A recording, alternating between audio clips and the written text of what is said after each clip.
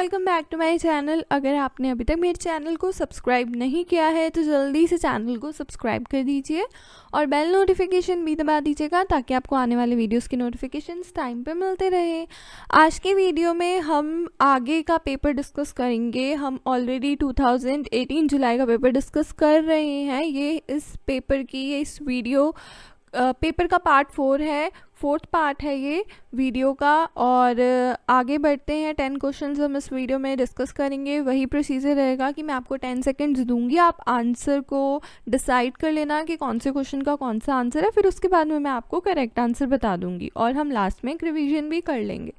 चलिए, तो यहाँ पे हम 81 क्वेश्चन से शुरू करते हैं। आपको पता होगा कि पेपर 2 में टोटल 100 क्वेश्चंस आते हैं और हम जुलाई का जो 2018 का पेपर कर रहे हैं उसके हम 80 क्वेश्चंस ऑलरेडी सॉल्व कर चुके हैं।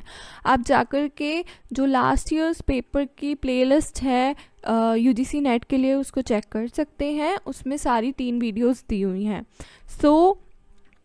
और अगर आप चाहते हैं तो मैं डिस्क्रिप्शन बॉक्स में भी आपको वो प्लेलिस्ट का लिंक प्रोवाइड कर दूंगी।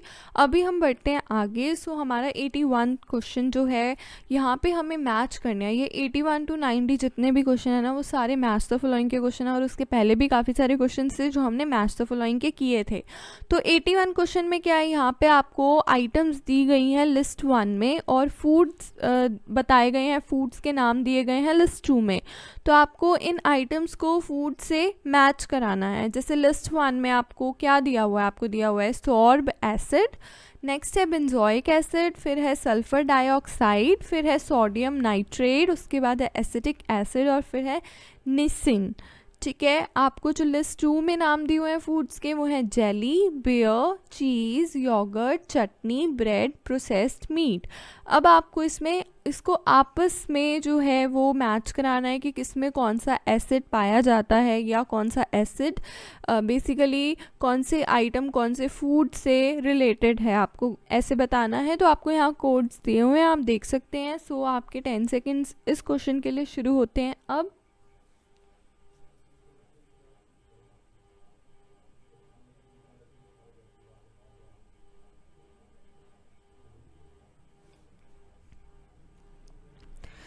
इस क्वेश्चन का सही आंसर है ऑप्शन नंबर 4।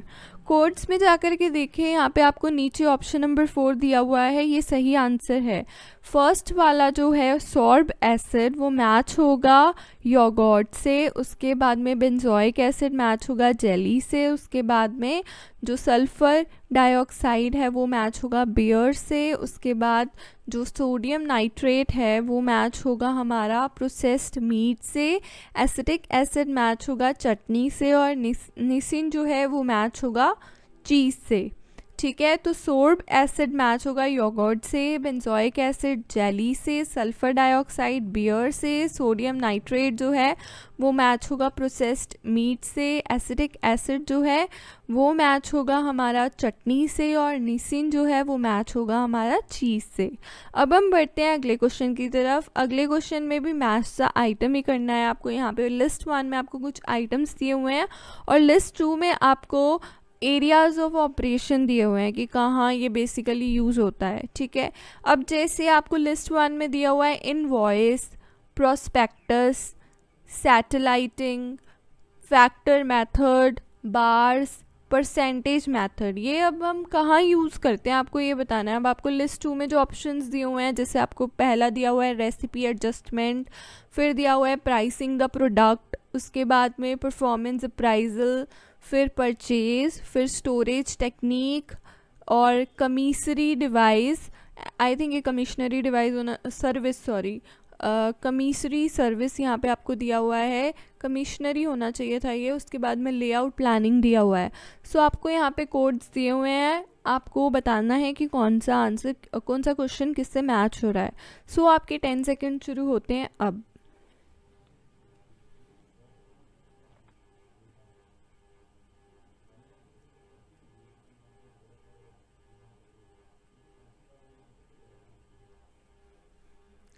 इसका सही आंसर है ऑप्शन नंबर 2। जो इनवॉइस है वो मैच होगा हमारा परचेज से, क्योंकि परचेज करते वक्त बेसिकली वॉइस इनवॉइस यूज़ होती है। उसके बाद में है प्रोस्पेक्टस। प्रोस्पेक्टस हमारा मैच होगा लेआउट प्लानिंग से। जब आप प्रोस्पेक्टस तैयार करते हैं तो आप प्लानिंग करते हो, लेआउट बनाते हो, राइट।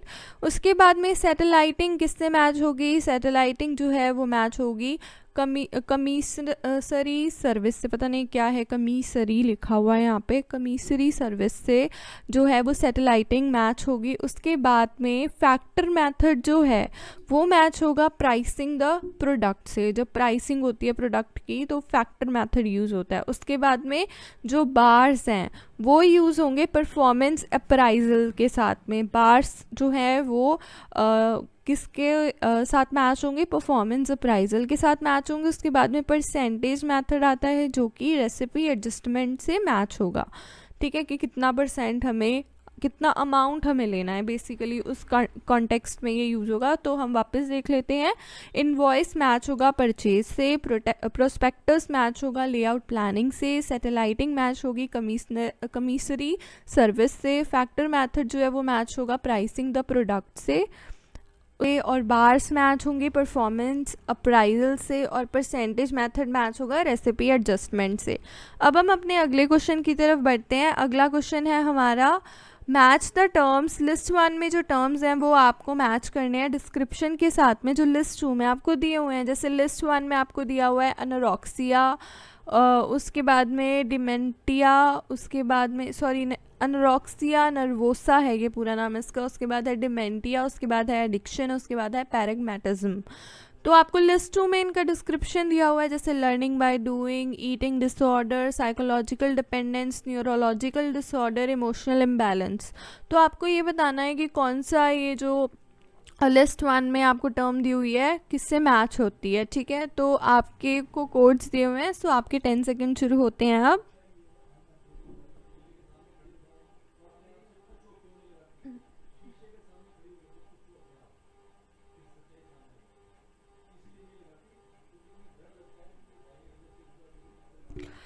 इसका सही आंसर है ऑप्शन नंबर 4। ऑप्शन नंबर 4 कहता है कि अनोरेक्सिया नर्वोसा मैच होगा ईटिंग डिसऑर्डर से। ईटिंग डिसऑर्डर को हम अनोरेक्सिया नर्वोसा कहते हैं। उसके बाद में जो डिमेंटिया है वो मैच होगा हमारा न्यूरोलॉजिकल डिसऑर्डर से, एडिक्शन मैच होगा हमारा साइकोलॉजिकल डिपेंडेंस से, और पैराग्मेटिज्म मैच होगा हमारा लर्निंग बाय डूइंग से, ठीक है। तो जो एनोरेक्सिया नर्वोसा है वो मैच होगा ईटिंग डिसऑर्डर से, डिमेंटिया मैच होगा हमारा न्यूरोलॉजिकल डिसऑर्डर से, एडिक्शन जो है वो मैच होगा हमारा साइकोलॉजिकल डिपेंडेंस से, और पैराग्मेटिज्म जो है वो मैच होगा हमारा लर्निंग बाय डूइंग से। अब हम हमारे अगले क्वेश्चन की तरफ बढ़ते हैं। नेक्स्ट क्वेश्चन है हमारे पास, यहाँ पे ऑर्गेनाइजेशन दी हुई है आपको लिस्ट 1 में, और आपको उनका एरिया ऑफ फंक्शन बताना है कि किसका कौन सा एरिया ऑफ फंक्शन है। आपको लिस्ट 2 में दिया हुआ है। लिस्ट 1 में आपको दिया हुआ है NHRC, फिर NCPCR, उसके बाद में CAR है, उसके बाद में दिया हुआ है NIPCCD, और लिस्ट 2 में आपको दिया हुआ है adoption, training and documentation, human rights, child rights, disability. तो आपको इन्हें मैच कराना है। आपको यहाँ कोड्स दिए हुए हैं, सो आपके 10 सेकेंड शुरू होते हैं अब।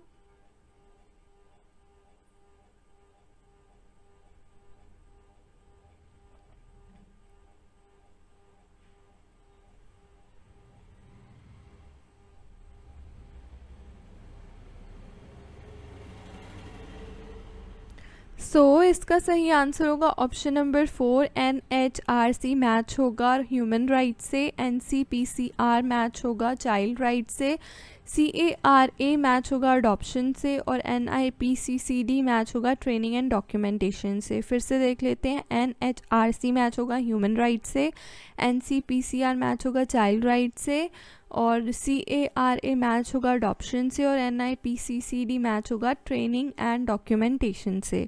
अब हम अगले क्वेश्चन की तरफ बढ़ते हैं। अगला क्वेश्चन है हमारा, हमें यहाँ पे स्टेजेस दी हुई हैं लिस्ट 1 में, और अचीवमेंट दिया हुआ है लिस्ट 2 में, तो हमें इन्हें मैच कराना है। लिस्ट 1 में आपको दिया हुआ है सेंसरी मोटर स्टेज, फिर आपको दी हुई है प्री ऑपरेशनल स्टेज, उसके बाद में कंक्रीट ऑपरेशनल स्टेज, उसके बाद में फॉर्मल ऑपरेशनल स्टेज। तो आपको मैच कराना है कि कौन सा फंक्शन किसके साथ जाएगा। जैसे आपको लिस्ट 2 में दिया हुआ है सेंट्रेशन, फिर दिया हुआ है ऑब्जेक्ट परमानेंस, उसके बाद दिया हुआ है टेस्ट हाइपोथेसिस, उसके बाद दिया हुआ है कंजर्वेशन ऑफ नंबर्स, उसके बाद दिया हुआ है फॉर्मेशन। तो आपको इन्हें मैच कराना है, आपको कोड्स दिए हुए हैं। सो आपके 10 सेकंड शुरू होते हैं अब।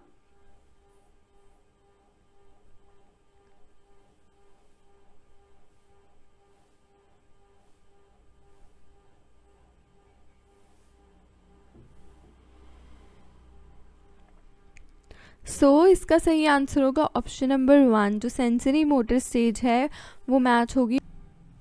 जो सेंसरी मोटर स्टेज है वो मैच होगी ऑब्जेक्ट परमानेंस से। प्री ऑपरेशनल स्टेज जो है वो मैच होगी आपकी ऑप्शन नंबर 1 से, दैट इज़ सेंट्रेशन। उसके बाद में कंक्रीट ऑपरेशनल स्टेज जो है वो मैच होगी आपकी कंक्रीट ऑपरेशनल स्टेज जो है वो मैच होगी आपकी कंजर्वेशन ऑफ नंबर से, और फॉर्मल ऑपरेशनल स्टेज मैच होगी टेस्ट हाइपोथेसिस से। तो फिर से देख लेते हैं, सेंसरी मोटर स्टेज मैच होगी ऑब्जेक्ट परमानेंस से, प्री ऑपरेशनल स्टेज मैच होगी सेंट्रेशन से, कंक्रीट ऑपरेशनल स्टेज मैच होगी आपकी कंजर्वेशन ऑफ नंबर से, और फॉर्मल ऑपरेशनल स्टेज मैच होगी आपकी टेस्ट हाइपोथेसिस से।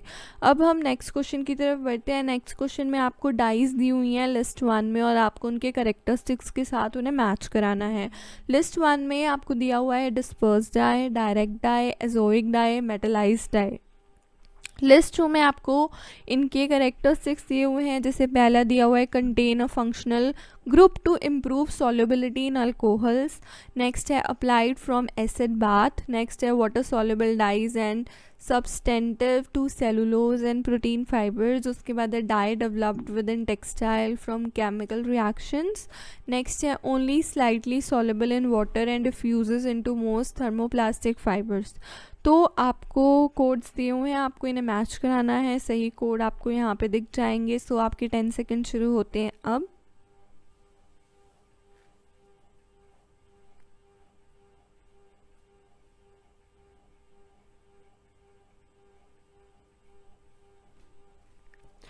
इसका सही आंसर है ऑप्शन नंबर 3। ऑप्शन नंबर 3 कहता है कि डिस्पर्स डाई मैच होगी only slightly soluble in water and diffuses into most thermoplastic fibre से, और डायरेक्ट डाई मैच होगी अप्लाइड फ्रॉम एसिड बाथ से। एजोइक डाई जो है वो मैच होगी dye developed with in textile from chemical reaction से, और जो मेटलाइज्ड डाई है वो मैच होगी आपकी अप्लाइड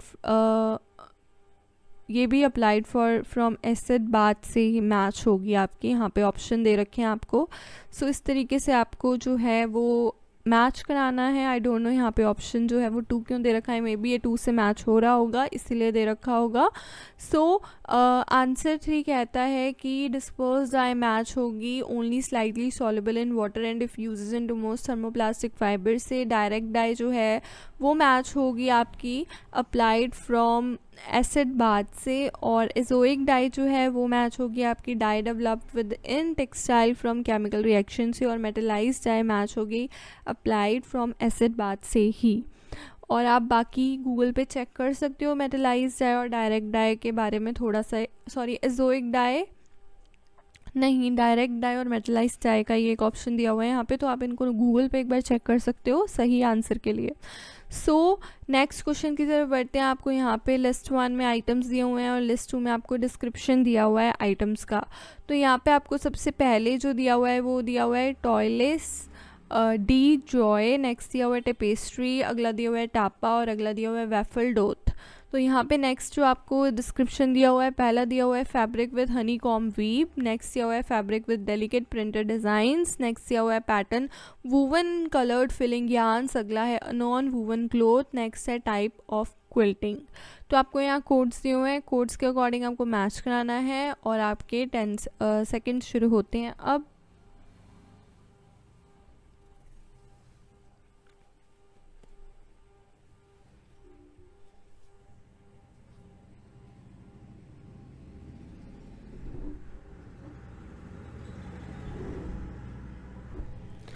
इसका सही आंसर है ऑप्शन नंबर 2, जो टॉयलेस डी जो है वो मैच होगा fabric with delicate printed design से। उसके बाद में जो टेपेस्ट्री है वो मैच होगा पैटर्न वूवन इन कलर्ड फिलिंग यार्न से।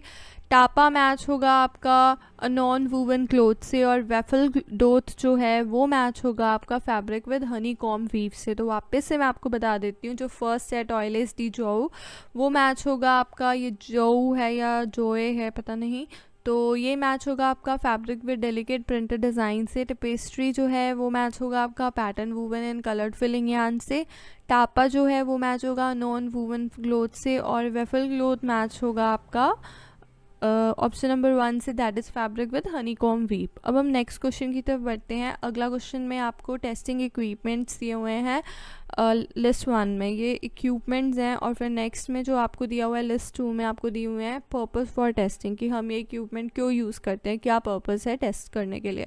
तो आपको लिस्ट 1 में दिया हुआ है ग्रे स्केल और जेनोन आर्क, उसके बाद में दिया हुआ है क्रोकोमीटर, फिर दिया हुआ है शार्प पॉइंट टेस्टर। नेक्स्ट जो आपको लिस्ट 2 में ऑप्शंस दिए हुए हैं वो दिए हुए हैं लाइट फास्टनेस, रब फास्टनेस और safety in clothing, wash fastness. Next है staining test and change in colour. तो आपको यहाँ कोड्स दिए हुए हैं, सो आपके 10 सेकंड शुरू होते हैं अब।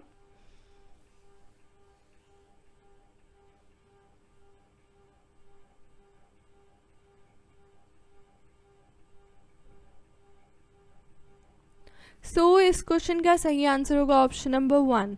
ग्रे स्केल जो है वो यूज़ होता है staining test and change in colour को जानने के लिए। जेनॉन आर्क जो है वो यूज़ होता है लाइट फास्टनेस के लिए, और आपका जो क्रोकोमीटर है वो मैच होगा रब फास्टनेस से, और शार्प पॉइंट टेस्टर जो है वो मैच होगा आपका सेफ्टी इन क्लोथिंग से। तो ग्रे स्केल मैच होगा staining test and change in colour से, और जेनॉन आर्क मैच होगा लाइट फास्टनेस से, और क्रोकोमीटर मैच होगा आपका रब फास्टनेस से, और शार्प पॉइंट टेस्टर मैच होगा आपका सेफ्टी इन क्लोथिंग से। अब हम अगले क्वेश्चन की तरफ बढ़ते हैं। नेक्स्ट क्वेश्चन में आपके पास में लिस्ट 1 में डिस्क्रिप्शन दिया हुआ है, और लिस्ट 2 में आपके पास में यहाँ पे टर्म्स दी हुई हैं। इन डिस्क्रिप्शन को आपने टर्म से मैच कराना है। तो लिस्ट 1 में आपके पास दिया हुआ है a device for transmitting information to some machine. अगला है measurement of intensity of sound. अगला है study of human motion and its physical species. और फिर नेक्स्ट है measurement of frequency of sound. उसके बाद दिया हुआ है technique of presenting information about the state of a system. अगले जो लिस्ट है उसमें आपको जो ऑप्शंस दिए हुए हैं वो हैं light fastness, rub fastness, safety in clothing, wash fastness, staining test and change in colour. आपको साइड में कोड्स दिए हुए हैं, सो आपको इन्हें मैच कराना है। सो आपके 10 सेकेंड शुरू होते हैं अब।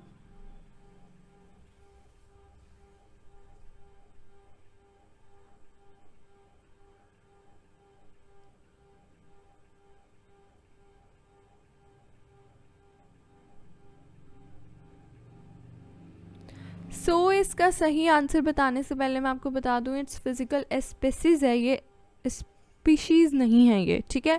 उसके बाद में हम यहाँ पे मैं आपको आंसर बता देती हूँ। इसका सही आंसर होगा ऑप्शन नंबर 3। तो जो यहाँ पे जो आपको पहला पॉइंट दिया हुआ है वो मैच होगा आपका वॉश फास्टनेस से। उसके बाद में जो नेक्स्ट पॉइंट दिया हुआ है वो मैच होगा आपका सेफ्टी इन क्लोथिंग से।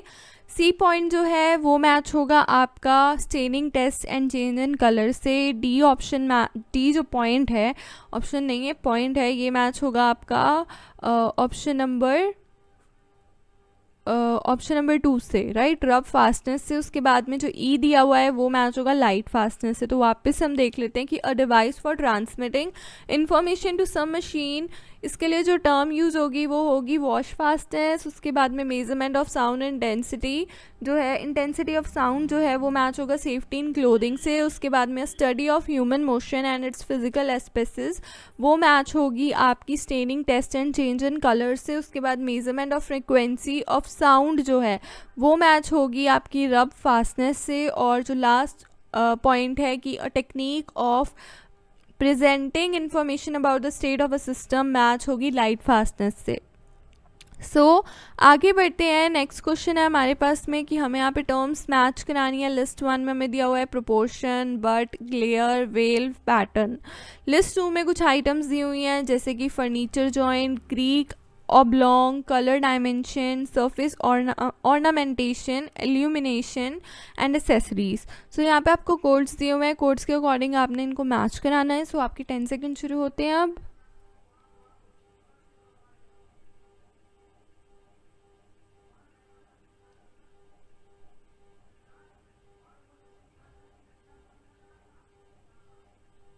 सो इसका सही आंसर होगा ऑप्शन नंबर 1.